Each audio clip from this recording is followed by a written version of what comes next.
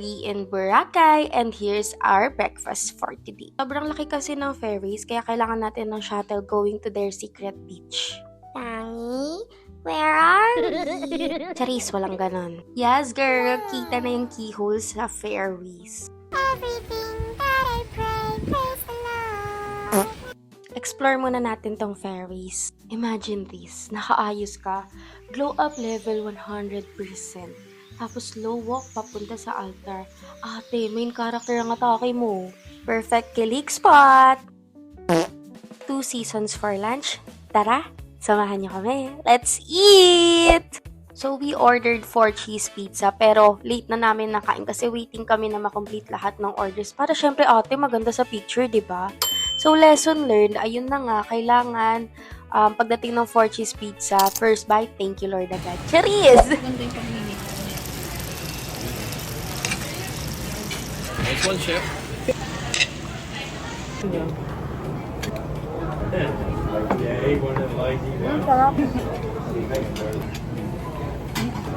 Sarap, lasang Pizza Hut.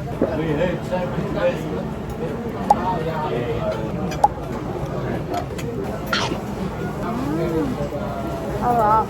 Basta siya.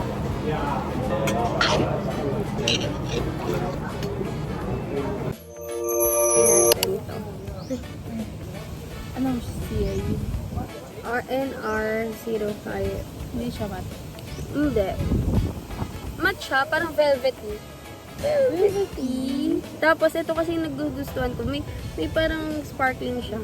Ayan na.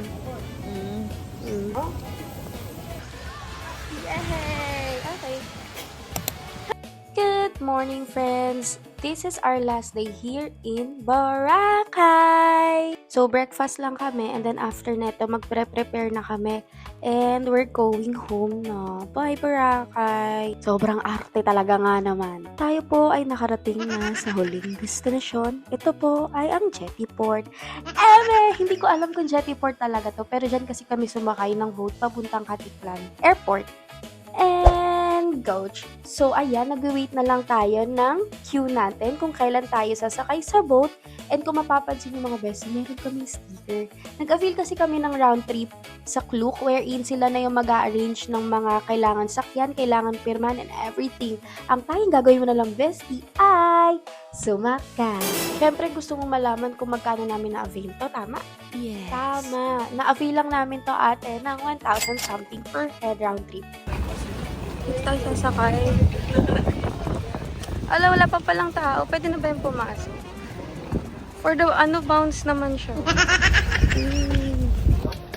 Oo.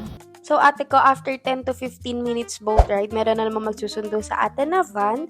And ate, hindi lang siya basta-bastang van. Sobrang gandang van. Parang artista van siya and pasabog. So, from port, i-drop naman tayo sa airport. Salamat! Fast forward! So, nandito na tayo ngayon sa plane. Pero sumakay din kami ng bus ate bago kami makarating dito sa kung nasaan kami. Salamat! Welcomes you to Manila. Tayo po ay nakarating na sa Manila International Airport. So, right now, Tangi, we're in the Lagusan going to Encantadia. Maraming salamat sa panonood. Bye!